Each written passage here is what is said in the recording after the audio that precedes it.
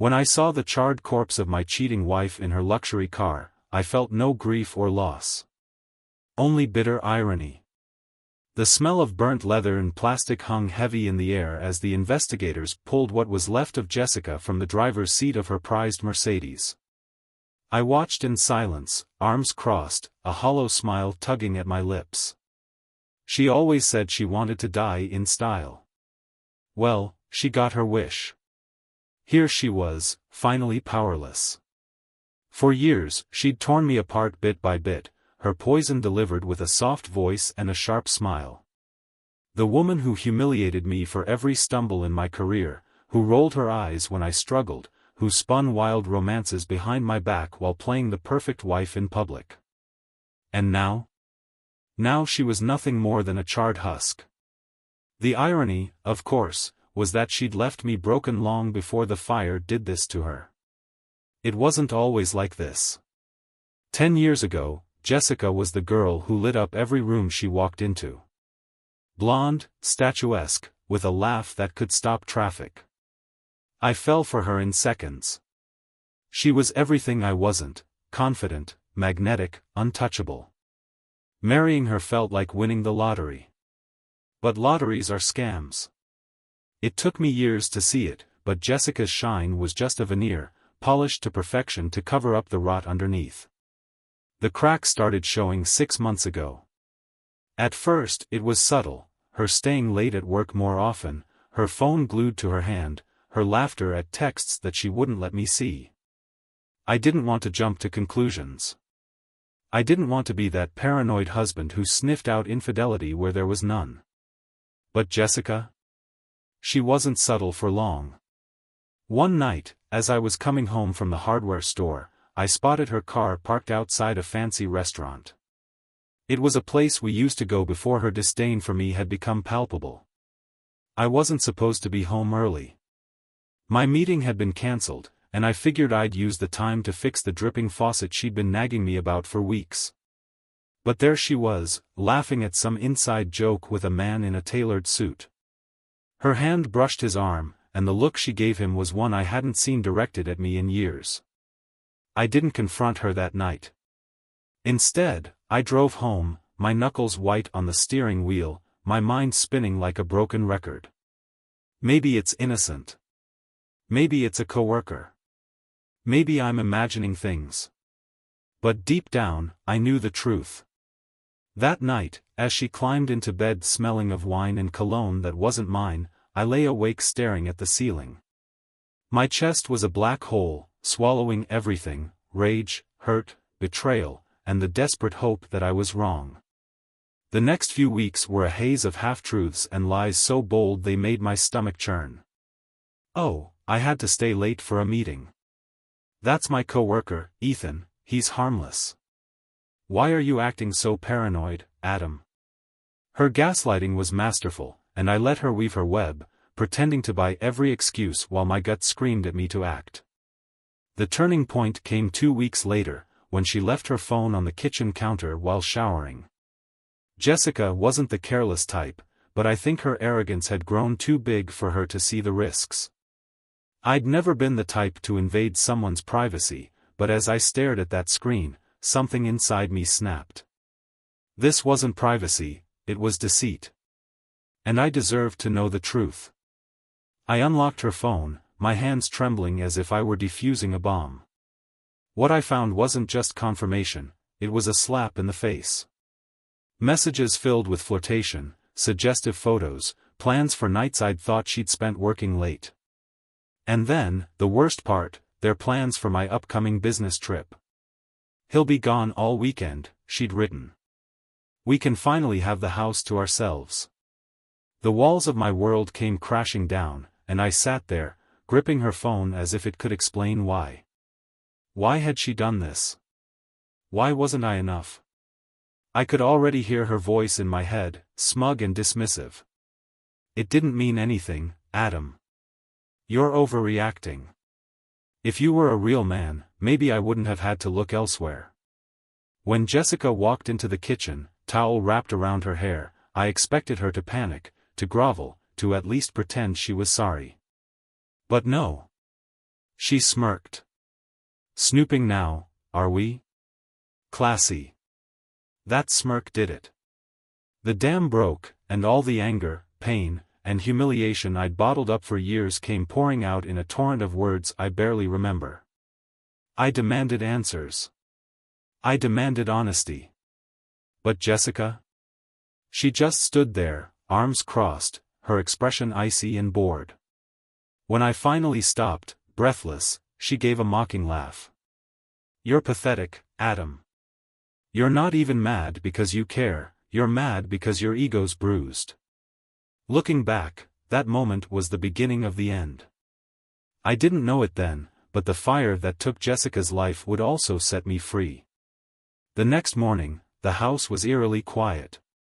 Jessica had left early, no explanation, no goodbye, not even her usual passive-aggressive comment about the dishes I didn't load into the dishwasher correctly. She left me with the silence, and in that silence, I planned. You see, I wasn't going to let her win. Not this time. For years, Jessica had orchestrated our marriage like a puppet master, pulling strings to make herself look like the angel and me the perpetual screw-up. But now I had proof. Hard, irrefutable proof of her lies and betrayal.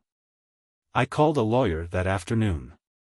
Not to file for divorce, yet, but to get advice. The lawyer, a sharp, no-nonsense woman named Claire, didn't waste time sugarcoating things. Gather everything, she said. Texts, emails, bank records, anything that proves infidelity or financial deception. Build your case quietly. Don't confront her again until you're ready. Jessica was smart, cunning even, but she'd underestimated me. For years, she'd convinced me I wasn't strong, wasn't clever enough to stand up to her manipulations. But now I was done playing by her rules. That evening, she came home acting like nothing had happened. She even smiled at me, one of those fake, tight-lipped smiles that said, "I'm humoring you." "How was your day?" she asked, pouring herself a glass of wine like we were still the picture-perfect couple. I almost laughed. "Busy," I said, keeping my tone casual. "And yours?" "Exhausting," she sighed. "Work's been insane lately." "Work?" "Right." I forced a smile and nodded, pretending to believe her. Meanwhile, my mind was racing. I'd set up a tracker on her car earlier that day. It wasn't the proudest moment of my life, but I needed to know where she went when she wasn't working late. As we sat down to dinner, I noticed the little tells she probably thought I was too blind to see. The way she avoided eye contact, the way her phone was always face down on the table, the way she kept checking the clock as if waiting for an excuse to leave. "I was thinking," I said casually between bites, "we should plan a weekend getaway. Just the two of us. Maybe rekindle the spark." Her fork froze halfway to her mouth. For a split second, her mask slipped, and I saw the panic in her eyes. But then she recovered, flashing that fake, practiced smile. "That sounds nice. Let me check my schedule." That night, I tracked her. She left the house around 9 p.m., claiming she had to run to the pharmacy for something. I waited a few minutes, then checked the app on my phone. Sure enough, her car was heading across town, not toward any pharmacy but to a boutique hotel. My hands clenched around the steering wheel as I followed her. I didn't have a plan. I didn't even know what I was going to do when I got there. All I knew was that I needed to see it with my own eyes. When I arrived, I parked a block away and waited.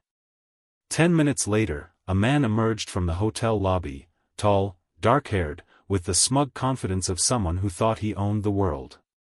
A few moments later, Jessica appeared, her arm looped through his. She was laughing, her face lit up in a way I hadn't seen in years. I felt like I'd been punched in the gut. There it was. The confirmation I didn't want but already knew deep down. The next day, I made my move. While she was at work, I gathered everything, the texts, the photos, the financial records showing how she'd been siphoning money from our joint account. I even printed out the hotel receipts I found in her email. When she came home that evening, I was waiting for her in the living room. "Adam, what's with the serious face?" she said, dropping her purse on the couch. "Did something happen?" "You could say that." I handed her the folder. "Go ahead. Take a look." Her face went pale as she flipped through the pages. For the first time in years, Jessica looked genuinely rattled. This isn't what it looks like," she stammered. "You're being dramatic, Adam." "It's not." "Save it," I snapped. "I'm done listening to your lies." "I know everything, Jessica. The late nights, the hotel meetups, the money. You've been cheating on me for months, and I want to know why." Her reaction wasn't what I expected. Instead of apologizing or trying to explain, she laughed, a cold, bitter laugh that sent chills down my spine. "Why?" she repeated, throwing the folder onto the coffee table. "Because you're a joke, Adam. You're boring, predictable, pathetic. Do you think I wanted to spend my life married to someone like you? Someone who can't even hold my attention, let alone a decent job?" Her words hit me like bullets, each one more brutal than the last. But instead of breaking me, they lit a fire in me. "You're right," I said, my voice steady despite the storm raging inside me. "I was pathetic, for putting up with you for this long." Her smirk faltered. She wasn't used to me standing up for myself. The following days were a whirlwind. I filed for divorce, froze our joint accounts, and changed the locks on the house. Jessica, of course, didn't take it well. She screamed, she threatened, she even tried to play the victim to our friends and family. But it didn't matter. I was done. What I didn't know then was how quickly everything would spiral out of control. Jessica's world was unraveling, and in her desperation, she made a choice that would change everything. 2 weeks later, I got the call. Her car had been found at the edge of town, engulfed in flames. The police were investigating, but all signs pointed to an accident. When I saw the charred remains, I didn't feel grief or loss. Only bitter irony. The image of Jessica's scorched Mercedes lingered in my mind like a ghost, a haunting reminder of how far things had fallen apart. The cops were still piecing together what happened, but the investigators' words stuck with me: no signs of foul play, just a tragic accident. Tragic? The only tragedy was how long it took for karma to catch up to her. Standing by that wreck, watching the last embers smolder, I felt no sadness. Just freedom. But that freedom didn't last long. 2 days after the fire, I got a knock at my door. The man on my porch looked like he belonged in a TV crime drama. Slick back hair, sharp suit, and a clipboard tucked under one arm. His badge, gleaming against the lapel of his jacket, read Insurance Investigator. "Mr. Hayes?" he asked, his voice smooth but professional. "That's me," I replied, leaning against the doorframe. "Do you mind if I come in? I need to ask you a few questions about your wife's recent accident." Something in his tone made my stomach churn. Still, I stepped aside and let him in. He introduced himself as Michael Grant and got straight to the point. "Your wife had a hefty life insurance policy, Mr. Hayes. Nearly $2 million. Did you know about that?" I blinked, stunned. "No, I didn't." Michael raised an eyebrow. "Really? She didn't mention it?" I shook my head. Jessica had always been secretive about our finances, but a life insurance policy that big? That was news to me. "Well," he said, flipping through his clipboard, "it was updated 6 months ago. She named you as the sole beneficiary. 6 months ago. The same time her affair began. Something wasn't adding up. Jessica wasn't the type to leave me anything out of kindness. If anything, she'd have taken me off the policy to spite me. So why update it now? Michael's questions became sharper, more invasive. Did you notice any unusual behavior from your wife before her death? Was she acting nervous? Paranoid? Paranoid? I echoed. No. Just distant. He nodded, jotting something down. And your relationship?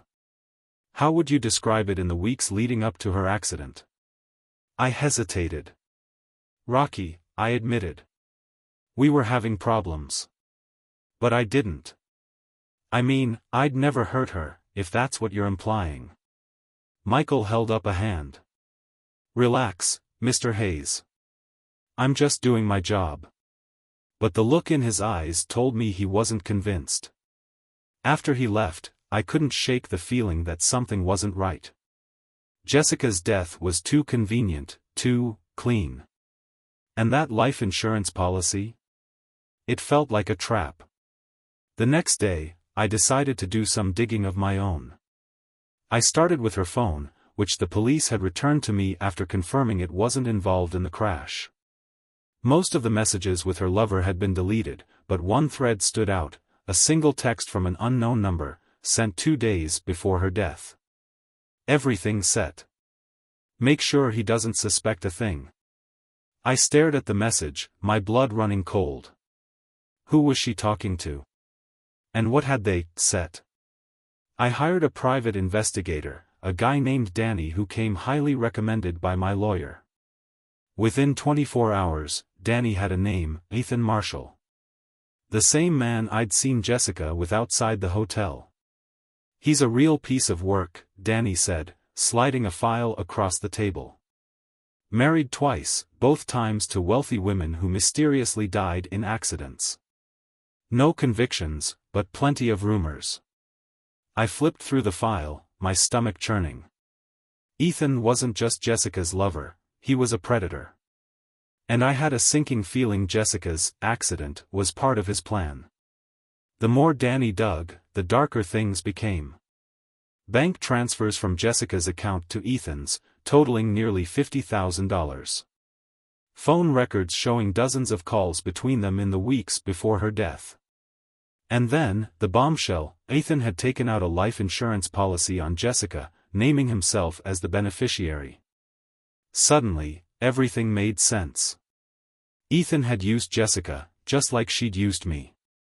He'd fed her lies, promised her the world, and convinced her to play along with his scheme. But when she became a liability, he'd cut her loose, literally. Fueled by rage, I confronted Ethan. It wasn't hard to find him. Danny had tracked him to a bar downtown, where he was laughing with friends like he didn't have a care in the world. I walked up to him, my fists clenched. Ethan Marshall? He turned, his smirk fading when he saw the look on my face. Do I know you? You knew my wife, I said through gritted teeth. Jessica Hayes. Ring a bell? Ethan's eyes flickered with recognition, but he recovered quickly. I'm sorry for your loss, he said smoothly. She was a wonderful woman. Cut the crap, I snapped. I know what you did. The insurance, the money, you think I'm just going to let you walk away? Ethan leaned back, his smirk returning. You have no proof, he said casually. And even if you did, who do you think they'd believe? The grieving widower with a motive or me? For a moment, I saw red. My fists itched to wipe that smug look off his face. But instead, I smiled. You're right, I said. I don't have proof. Yet. But I will. And when I do, you're going to wish you never met her. As I walked out of the bar, my mind was already racing. Ethan had underestimated me, just like Jessica had. But I wasn't the same man I'd been 6 months ago. Jessica's death wasn't the end of my story, it was the beginning. And Ethan? He'd made a fatal mistake thinking he could get away with it. I didn't sleep that night. Ethan's smug expression replayed in my mind like a sick joke. The way he'd brushed me off, so confident, so untouchable, it made my skin crawl. He thought he'd won. He thought Jessica's death tied everything up in a neat little bow. But he didn't know me. The next morning, I met with Danny again. "I want everything," I said, slamming Ethan's file onto the table. "Every skeleton in his closet, every lie he's ever told. If he so much as stole a candy bar when he was 12, I want to know about it." Danny nodded, his sharp eyes glinting with interest. "This guy's good at covering his tracks, but everyone slips up eventually.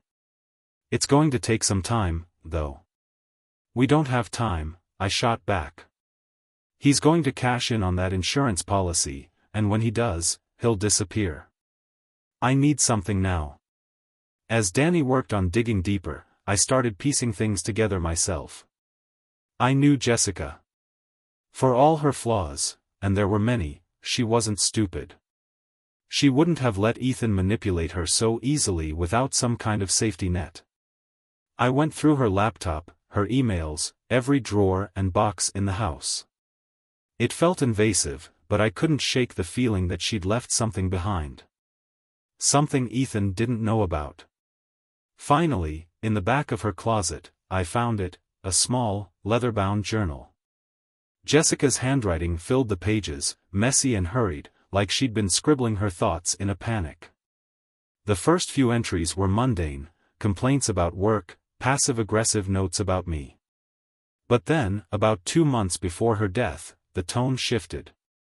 "Ethan's talking about leaving his wife for me. Says we'll start fresh, just the two of us." I want to believe him, but something doesn't feel right. He's too perfect. Like he's rehearsed everything he says. A few pages later, her doubts deepened. "I saw a file on Ethan's desk today. It had my name on it. He got angry when I asked about it, said it was just paperwork for our future. But I don't trust him. I need to be careful." The final entry was chilling. "I think Ethan's lying to me. About everything. He keeps pushing me to update my will, to secure our future. I don't know what to do. If something happens to me, Adam needs to know the truth." The truth. Jessica knew Ethan was dangerous. She'd seen through his facade too late, but she'd tried to warn me. Armed with the journal, I went straight to the police. The detective handling Jessica's case, a grizzled veteran named Detective Carson, listened intently as I laid everything out. "Ethan Marshall has a pattern," I said, sliding the journal across the desk.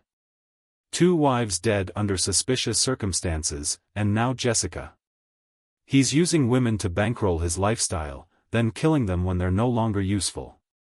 Carson flipped through the journal, his brow furrowed. "This is damning, but it's not enough. A journal entry isn't hard evidence. What about the life insurance policies?"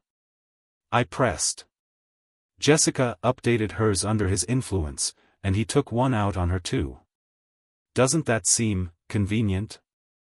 Carson nodded slowly. "It's suspicious, I'll give you that. But we need something concrete. Something that ties him directly to her death." As I left the station, frustration clawed at me. I was so close, but it wasn't enough. Ethan was still out there, walking free, while Jessica's ashes sat in a cold urn on my mantel. That night, Danny called me. "You're not going to believe this," he said, his voice laced with urgency. "Ethan's been meeting with a guy named Victor Ortega. He's a known fixer, does dirty work for people who want problems to disappear." My heart raced. "You think Ortega had something to do with Jessica's death?" "Maybe," Danny said. "But it's hard to say. These guys don't leave trails. You'd have to catch them in the act." The next day, I decided to play a dangerous game. I called Ethan. He answered on the second ring, his voice dripping with fake politeness. "Adam." What a surprise. "To what do I owe the pleasure?" "I want to meet," I said, keeping my voice steady. "There are things we need to talk about." There was a pause, then a low chuckle. "I don't think that's a good idea." Afraid of what I might say? I shot back. Not at all, he said smoothly. But I'm a busy man. I don't have time for, whatever this is. You're going to make time, I said. Or I'll go to the cops with what I know. Another pause. Then, fine. Tomorrow. Noon. The old warehouse on Cedar Street. Danny wasn't thrilled when I told him. You realize this is a trap, right? He said. He's not going to meet you alone. I know, I replied. That's why I need you there. The warehouse was as cliched as it gets, dusty, abandoned, with broken windows that let in slivers of sunlight. Ethan was waiting for me, leaning casually against a pillar like he hadn't a care in the world. Adam, he said, spreading his arms in mock welcome. You came. I'm here for answers, I said, stepping closer. And I'm here for closure, he replied, his smile twisting into something darker. That's when I saw them, two men stepping out from the shadows, their faces hard and unforgiving. Ortega's goons, no doubt. My heart pounded, but I didn't back down. You think you're untouchable, don't you? I said, keeping my voice steady. But you made one mistake. Ethan raised an eyebrow. Oh? And what's that? That I came prepared. The warehouse door burst open, and Detective Carson stormed in with a team of officers, guns drawn. Ethan Marshall, you're under arrest. Carson barked. Ethan's smug demeanor crumbled in an instant. As the cops cuffed him, I felt a rush of vindication. Jessica's death had finally caught up to him. But as I watched him being led away, I couldn't shake the feeling that the story wasn't over. Ethan might be behind bars, but the darkness he'd brought into my life was far from gone. The satisfaction of seeing Ethan hauled off in cuffs was short-lived.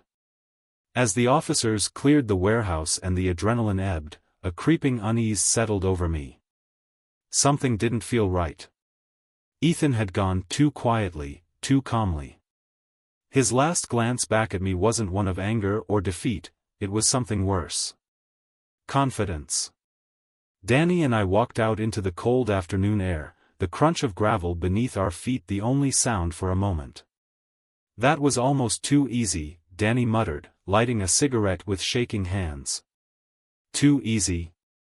I asked. The guy had hit men in a warehouse. You call that easy? Danny exhaled a stream of smoke, his eyes scanning the horizon. Think about it, Adam. No resistance.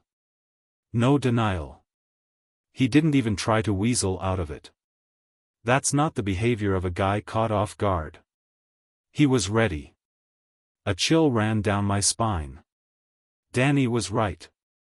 Ethan wasn't the type to roll over unless he had an ace up his sleeve. 2 days later, the news broke, Ethan had posted bail. $10 million.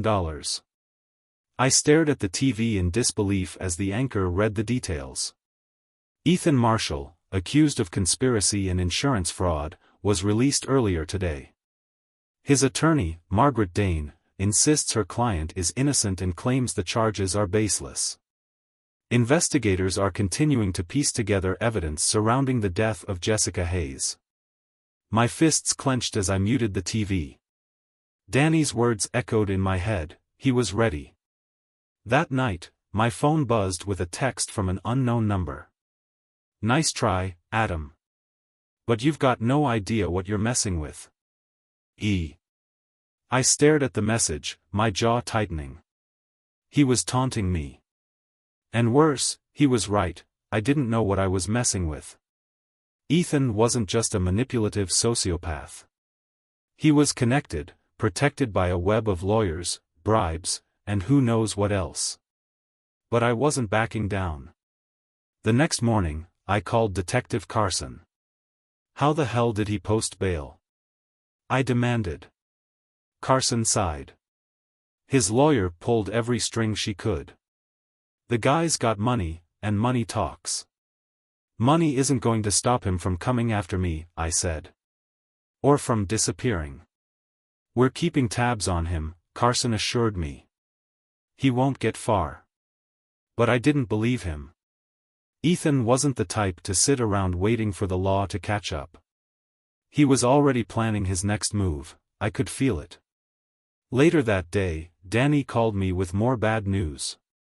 "Ethan's house is cleared out," he said. "No furniture, no personal items. It's like he never lived there." "What about his accounts? The money?" I asked. Danny hesitated. "That's the thing. His accounts are being drained. Not all at once, just enough to keep the feds off his trail. He's covering his tracks." I felt a knot tighten in my chest. Ethan wasn't planning to fight the charges. He was planning to disappear. That night, I couldn't shake the feeling that I was being watched. Every creak of the floorboards, every shadow on the wall, made my pulse quicken. Then, around midnight, there was a knock at the door. I grabbed the baseball bat I kept by the couch and approached cautiously. "Who is it?" I called out. No answer. My heart pounded as I opened the door a crack, ready to swing if needed. But it wasn't Ethan. It was Margaret Dane, Ethan's lawyer. She stood there, her sharp features illuminated by the porch light. "Mr. Hayes," she said, her voice smooth and calculated. "May I come in?" I didn't move. "Why the hell would I let you in?" "Because you want answers," she replied. "And I have them." Against my better judgment, I stepped aside. Margaret sat on the edge of my couch, her demeanor icy but professional. "Ethan's playing a game," she began. "And you're just another piece on his board." "Then why are you here?" I asked, crossing my arms. "Because I don't like being played," she said flatly. "Ethan doesn't care about loyalty or partnerships. He uses people and discards them when they're no longer useful. I thought I was an exception. I was wrong." Her words hung heavy in the air. Margaret wasn't here out of guilt or remorse. She was here because Ethan had burned her, too. "What do you want from me?" I asked. "I want him to go down," she said bluntly. "And I think you do, too." "You're his lawyer," I pointed out. "Not anymore," she said, pulling a file from her bag. "This is everything I've been able to gather on Ethan over the years. Bank statements, offshore accounts, connections to Ortega. It's enough to bury him, if you're smart about it." I eyed the file warily. "Why not take this to the cops?" She smirked. "Because the cops won't touch half of this without a subpoena, and by the time they get one, Ethan will be gone." "But you? You're not bound by the same rules." Her words sent a chill down my spine. She was handing me a loaded gun, metaphorically speaking, and asking me to pull the trigger. "What's in it for you?"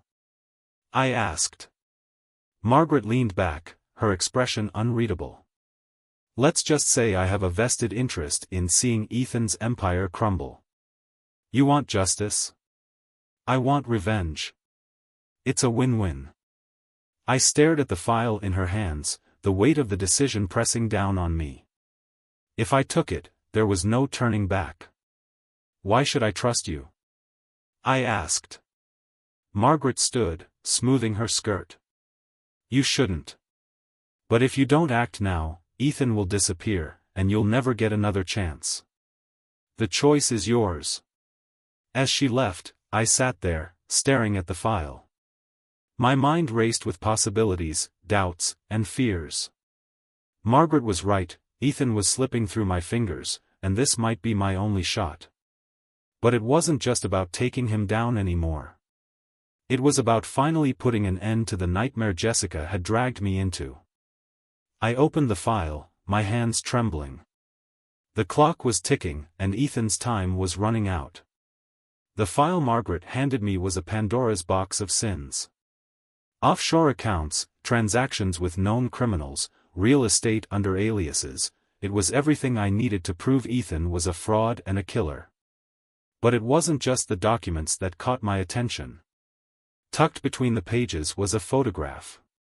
It showed Ethan standing next to a man I didn't recognize. The setting was a lavish party, champagne glasses in hand.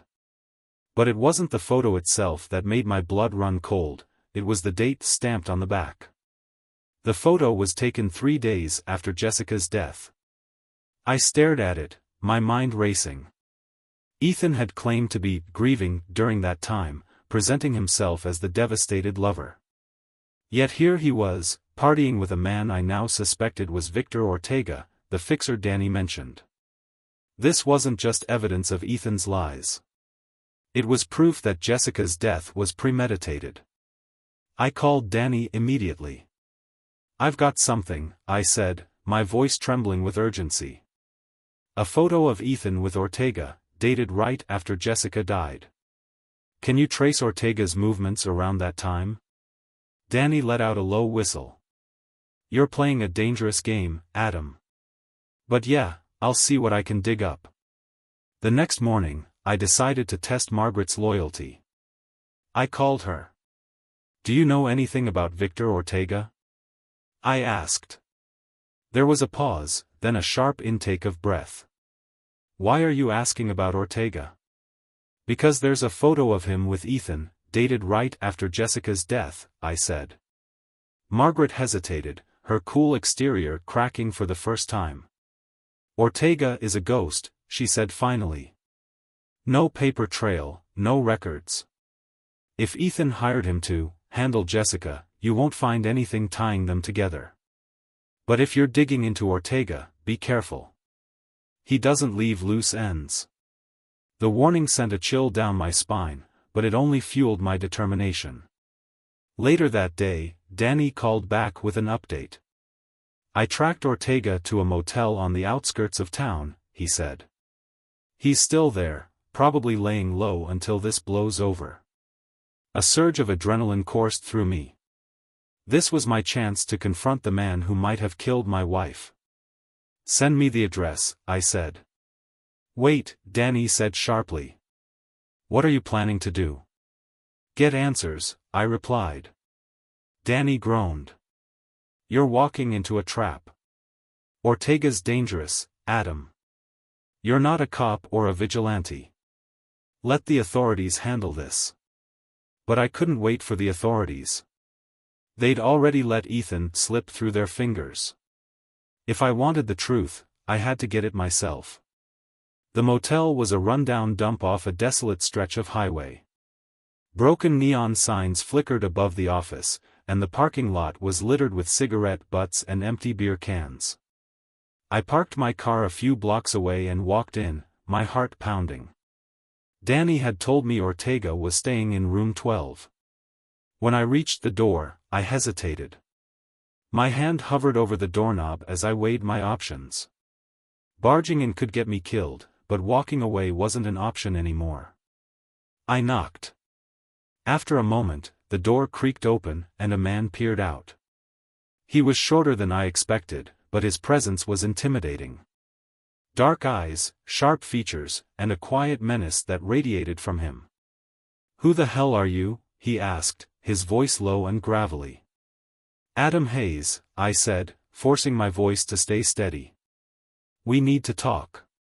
Ortega's eyes narrowed. "I don't know you. Get lost." I shoved my foot in the door before he could close it. "You know Ethan Marshall," I said. "And I know what you did for him." That got his attention. Ortega stepped back, his expression unreadable. "Come in," he said, his voice a mix of curiosity and caution.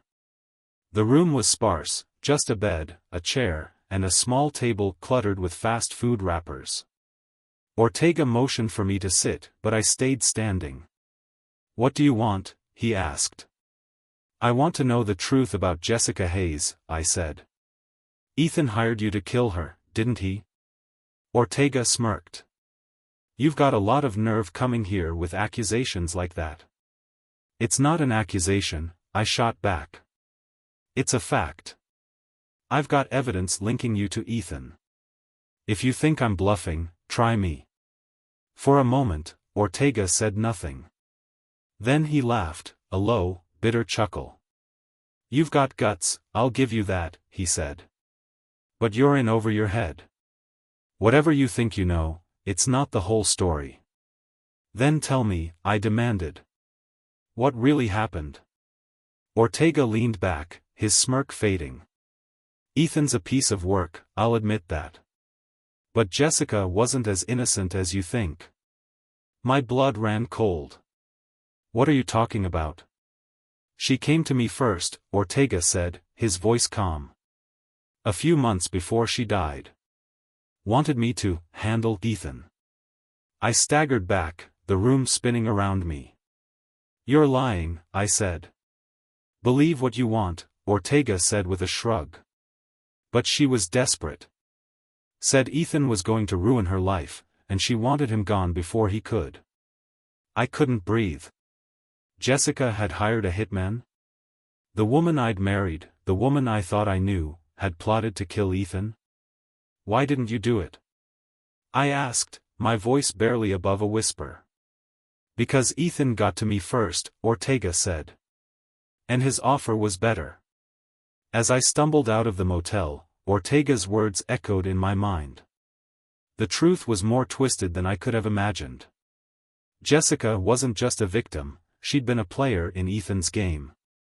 And now, I was caught in the middle of it all. The cold wind lashed at my face as I left the motel, Ortega's words ringing in my ears. I felt like I was unraveling, my grip on reality slipping.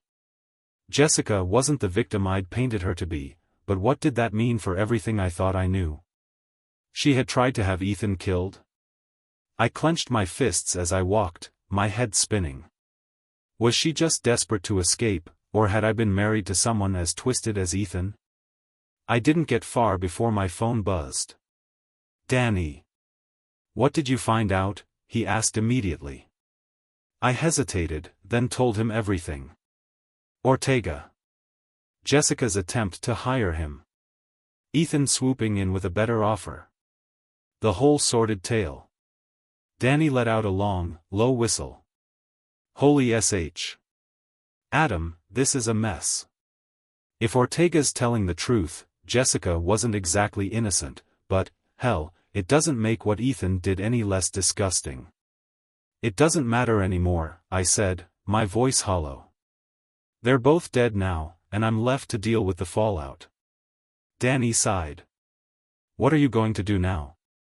"I don't know," I admitted. "But I'm not letting Ethan slither away. He killed Jessica, no matter what she planned to do. And if Ortega's telling the truth, Ethan didn't just want her dead, he wanted me destroyed, too." "You need to be careful," Danny warned. "Ethan's got money, power, and no conscience. If he thinks you're a threat, he won't hesitate to come after you." "I'm counting on it," I said. When I got home, I stared at the file Margaret had given me, still spread out on my dining table. The photograph of Ethan and Ortega mocked me from its place atop the pile. This was bigger than me. Bigger than Jessica. Ethan wasn't just a cheater or a manipulator, he was a predator. He didn't just ruin lives, he enjoyed it. I couldn't let him win. The next morning, I took the file to Margaret's office. "Interesting timing," she said as I walked in. "I was just about to call you." "What for?" I asked. Margaret gestured to a small stack of papers on her desk. "Ethan's lawyer just filed a motion to have all charges dropped. He's claiming the evidence against him was planted." My jaw clenched. "You're kidding." "I wish I was," she said. "But it's worse than that. He's suing the police for defamation and damages. If this goes through, he'll walk away scot-free, and with a fat settlement to boot." I slammed the file down on her desk.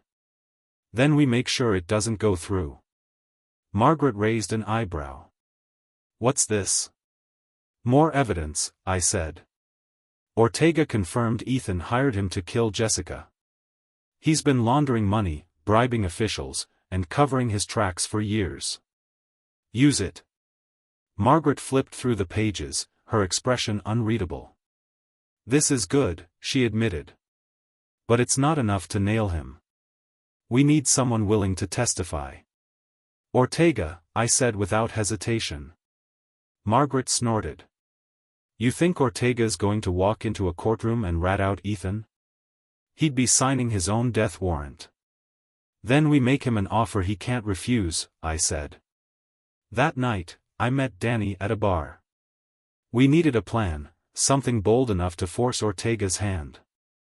"He's not going to testify willingly," Danny said, swirling his drink. "The guy's a professional. He knows better than to betray someone like Ethan." "Then we give him an incentive," I said. "Something he can't ignore." Danny frowned. "Like what? Money? Protection? You don't exactly have the resources for that." "Not money," I said slowly. "Leverage. Ortega said Ethan burned him, right? Maybe there's something in Ethan's files that Ortega wants. Something he's desperate to get his hands on." Danny nodded slowly. "That could work. But how do we figure out what it is?" "We go to the source," I said. Ethan. Breaking into Ethan's mansion was the craziest thing I'd ever done. But desperate times called for desperate measures, and I wasn't leaving empty-handed. Danny and I waited until the dead of night, then scaled the back wall of the property. The place was a fortress, but Ethan's arrogance was his weakness. He never thought anyone would dare come after him. We slipped inside through a side door Danny had picked earlier. The interior was as opulent as I remembered from the few times Jessica had dragged me to his parties. Marble floors, crystal chandeliers, and art worth more than my house. "Let's move," Danny whispered, nodding toward Ethan's office. The office was exactly what I expected, sleek, modern, and filled with secrets. Danny went to work on the desk drawers while I searched the filing cabinets. After 10 tense minutes, Danny let out a low whistle. "Jackpot." He held up a black leather-bound notebook. "What is it?" I asked. Danny flipped it open, scanning the pages. "Names, dates, amounts. This is his ledger. Every bribe, every deal, every dirty secret he's tried to hide. If Ortega's name is in here, we've got him." I grabbed the notebook, my pulse racing. "Let's get out of here." We were almost to the door when we heard the sound of footsteps. "Freeze," a voice barked. I turned to see a man in a suit pointing a gun at us. One of Ethan's guards. Danny cursed under his breath. "Plan B?" "Run," I said. We bolted, the guard's shouts echoing behind us. I clutched the notebook to my chest as we sprinted through the mansion, weaving through rooms and dodging furniture. By some miracle, we made it back to the side door and out into the night. As we drove away, my heart pounding, I opened the notebook again. Near the back, I found what we were looking for, Ortega's name. Next to it was a note in Ethan's handwriting: "Leverage, family in Mexico. Threaten to kill if he doesn't comply." Danny glanced at me, his face pale. "Ortega's got a family?" I nodded, my mind racing. If we could protect them, Ortega might finally turn on Ethan. The game wasn't over yet, but for the first time, I felt like I was holding the winning hand. The drive back to my apartment was silent, tension hanging thick in the air. Danny was gripping the steering wheel so tightly his knuckles turned white, while I clutched the black notebook to my chest, the weight of its secrets pressing down on me. Ortega had a family. Ethan had leveraged them to ensure his silence. That was why Ortega had kept his mouth shut, why he was willing to take the heat for Jessica's murder. But now that I had the ledger, the power dynamic was shifting. "We can't just show this to Ortega and expect him to talk," Danny said as we parked. "If he thinks you're putting his family in danger, he'll shut down completely, or worse." "We're not going to threaten him," I said firmly. "We're going to help him." Danny snorted. "Help him? How?" You've got no connections, no resources, hell, we barely made it out of Ethan's house alive. I didn't have an answer, but I knew one thing for sure: if we played this right, Ortega could be the key to taking Ethan down for good. And I was willing to risk everything to make it happen. The next day, I made the call. "Ortega," I said when he picked up. "We need to meet." He was silent for a long moment, then laughed bitterly. "You've got a death wish, Hayes. I told you to leave this alone." "I have your name," I said, my voice steady. "In Ethan's ledger. Along with a note about your family." The line went dead. For a moment, I thought he'd hung up, but then he spoke again, his tone ice-cold. "You're playing a dangerous game, my friend." "Meet me," I said. "I have a way to get your family out of danger. But you need to help me first." There was another pause, then a heavy sigh. "Fine. But if you're lying to me, I'll kill you myself." We met at a diner on the edge of town. Ortega sat in the back, his eyes scanning the room like a predator sizing up its prey. I slid into the booth across from him, placing the ledger on the table. "This is what Ethan's been hiding," I said, opening it to the page with his name. "He's been using your family to control you. But if we work together, we can stop him." Ortega's jaw tightened. "And how exactly do you plan to do that?" "We'll get your family out of Mexico," I said. "I've already contacted Danny's cousin, he works in immigration. We can get them new identities, safe passage into the U.S. But we need your testimony to make it happen." Ortega stared at me, his expression unreadable. For a moment, I thought he was going to refuse, but then he let out a low, bitter laugh. "You're insane," he said. "You really think you can take down Ethan Marshall?" "I don't just think it," I said. "I know it. With your testimony and the evidence in this ledger, we can bury him." The plan was set in motion that night. Danny's cousin pulled every string he could, arranging for Ortega's family to be smuggled across the border under new identities. It wasn't easy, and it wasn't cheap, but by dawn, they were safe. When Ortega got the call confirming their arrival, something shifted in him. The cold, calculating exterior melted away, replaced by something almost human. "Thank you," he said quietly. "For what it's worth, I never wanted to kill Jessica. But Ethan, he doesn't leave room for choices." "Then let's make sure he doesn't get that chance again," I said. The trial was a spectacle. Ethan's legal team threw everything they had at us, accusing me of fabricating evidence, orchestrating a vendetta, and even being involved in Jessica's death. But the ledger was undeniable, and when Ortega took the stand, the courtroom fell silent. He recounted everything: how Ethan had hired him to kill Jessica, how he'd used threats against Ortega's family to ensure his loyalty, and how Ethan had been laundering money and bribing officials for years. It was a damning testimony, and for the first time, Ethan's smug facade began to crack. The jury deliberated for less than 3 hours. When they returned, the verdict was unanimous: guilty on all counts. Ethan Marshall was sentenced to life in prison without the possibility of parole. As the judge read the sentence, I looked over at him. For a moment, our eyes met, and I saw something I'd never seen before: fear. After the trial, Ortega disappeared. He didn't say goodbye, and I didn't expect him to. He'd done what he needed to do, and now he had a chance to start over with his family. Danny and I celebrated quietly at the same bar where we'd hatched our plan. He raised his glass to me, a grin on his face. "To the guy who took down Ethan Marshall," he said. "You might just be the craziest son of a bitch I've ever met." I laughed, a genuine laugh for the first time in months. Here's to never having to do anything like that again.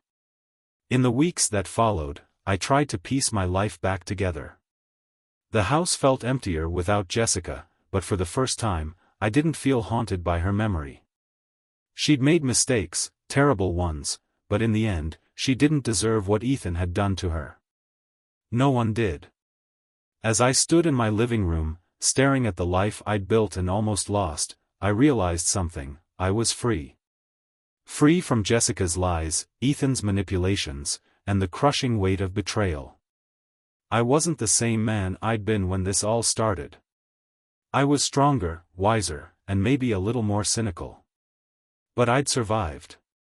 And that was enough. If I'd learned anything from this nightmare, it was this: the truth always comes out, no matter how deeply it's buried. And when it does, it has the power to destroy, or to set you free. Ethan might have thought he was untouchable, but in the end, he was just another man brought down by his own arrogance. And me? I was still standing, ready to rebuild, one piece at a time.